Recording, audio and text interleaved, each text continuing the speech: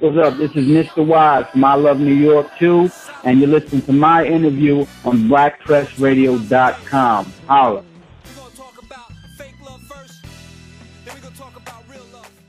For BlackPressMagazine.com, I'm DC Livers. Today we're talking to Solomon Wise. We're going to be talking to him. We're going to talk about I Love New York 2, the finale, what it was like being on the show, New York, Sister Patterson, and all that stuff. So, Solomon, thank you for being a part of the show today. No problem. How you doing? I am good. You guys are getting really popular. So I Love New York 2. We're not going to see I Love New York 3, right? It's a wrap, right? From what I hear, yeah. I hear it's a wrap. You never know. Well, first of all, let's just stop and just get our audience up to speed on who you are and where you're from. My name is Solomon. They call me Solomon Wise. On the show, my name was Mr. Wise. I'm originally from Camden County, New Jersey, which is South Jersey near Philly. But I've lived in Miami now for about 8 years. Miami. How is Miami different than New Jersey, and what brought you there? It's like day and night. Like, where I'm from in Jersey is like drug infested, and murder rate is like the highest in the United States. It's just like burnt down buildings, real depressing and dark. Miami's like, you come here, it's like beaches and palm trees and beautiful women. So it's definitely a big jump. What brought me here originally is my music. Probably I was working with a producer. I lived in Atlanta for a year. My grandparents were living in Miami, so when I was in Atlanta, things didn't work out. So I ended up coming to Miami to stay with my grandparents, and loved it here. Okay. And how did you get on to I Love New York too? I've always been a big fan of I Love New York too. Always been like, always watched the show Flavor of Love.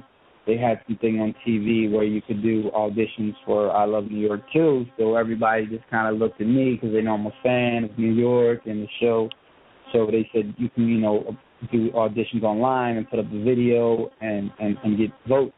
So I went online, I did the votes, and before I knew it, I was just getting crazy votes. And before I knew it, I got a call, and they're like, we're flying you to L.A.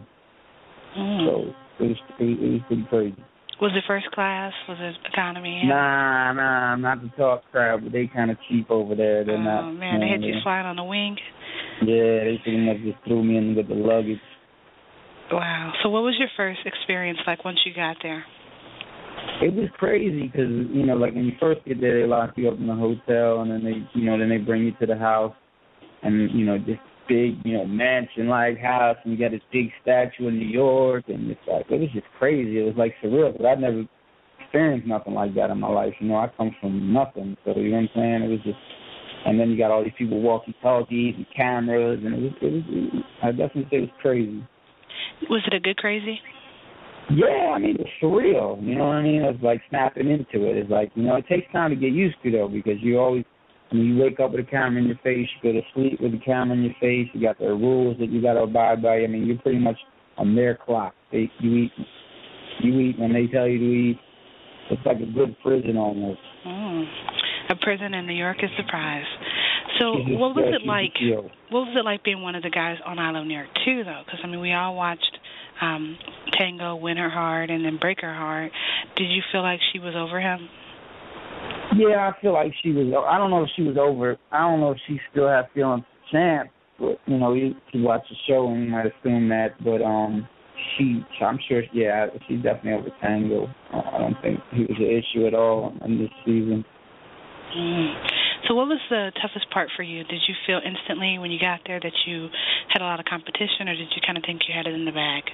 I knew there was competition. My thing was just, being me and being real about things and not trying to be a cartoon character or do anything that's not who I am, you know what I'm saying? And I think that is kind of like where I kind of maybe separated myself, because it's just like, there was definitely dudes in the house that were real, but I just felt like my approach was being more like, not shine for the cameras, but shine for her when I was with her, you know what I'm saying?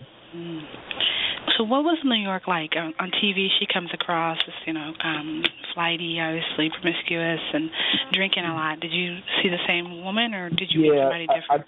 I've seen that. There's two sides of New York. There's that side, And then there's the other side of her that she's cool and calm and, you know, good to talk to.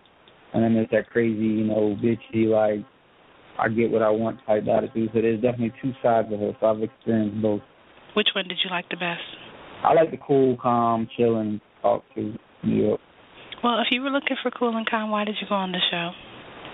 Because I originally went on the show to meet her, like, as a fan, just to see what happened. I'm single, you know, I have no luggage or nothing like that, you know what I'm saying? So it was just for an experience, actually. But, I also thought, from what I've seen from the show, you do see a cool New York once in a while. You do see, like, a girl that's been hurt. You do see a girl that's been through a lot. You see, like, a deep side of her that, you know, you can only see a little bit of. And me personally, that's a side I really wanted to get to know.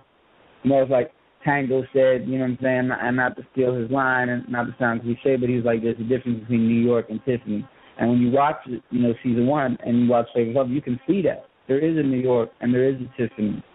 And it was like I was trying to get to know Tiffany to see what she was really about, because you could slightly see it, and you know what I'm saying? So I wanted to go, and that's the person that I like, you know, the one when she was chilling, I mean, we was talking, and she was real about shit. So you're in Florida, and Tango's in Florida. Have you guys had a chance to meet? No. He don't live in Miami. He lives out in Tampa. Okay. Have you met any of the other stars? I mean, obviously your life has changed a little bit since you've been on there, right? Are you getting recognized when you go out? Yeah, I was at the mall yesterday. It was crazy. Like, I couldn't even pictures and people coming up to me asking crazy questions, and you know what I'm saying? But, I don't go out a lot, but I do like appearances. Like I got a party tonight with Rick Ross and Trina in Miami out here. So I mean, it's definitely a great experience. You know what I'm saying?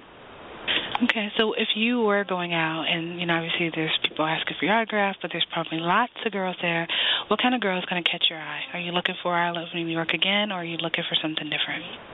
I think I'm more like looking for. I'm looking for somebody for that swag, that has that attitude. You know what I'm saying? And that's real and says what's on their mind. I think that's what I liked about New York the most. Like if something's on her mind, she's gonna say it, but she's not gonna hold back. And I think I respect that the most. But that's probably the most attractive trait, is that, you know, speak your mind. If it's on your mind, get it out. And I'm more like, I got to get to know you on an emotional, spiritual level to see where your head's at too. You know what I'm saying? As far as physical attraction. Yeah, what's good, Joe? My name is Raheem, represent Grandmaster Flash, Furious 5, BlackPressRadio.com. What y'all know about that? Keeping the street informed. Tune in.